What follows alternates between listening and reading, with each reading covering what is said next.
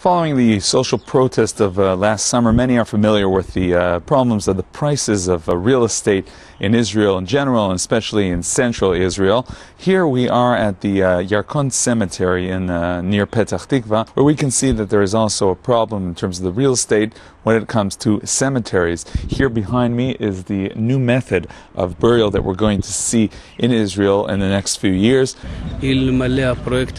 Were it not for this project, we would have faced a deep shortage this year, and we would have looked for alternative burial sites in the greater Tel Aviv area.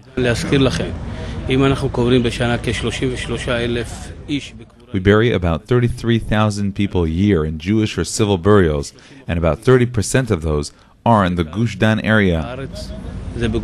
We're talking here about graves which will be placed one above each other.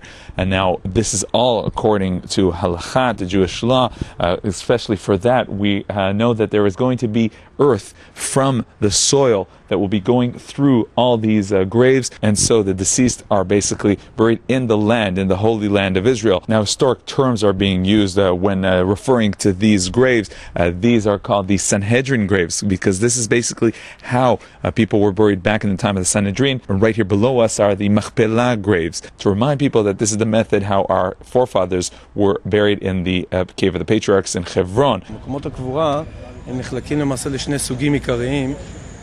There are two main types of burial places. One type is the Machpelah burial, either in the ground or on the roofs, which are not yet built. The Machpelah burial is intended for a couple, one of whom is above the other.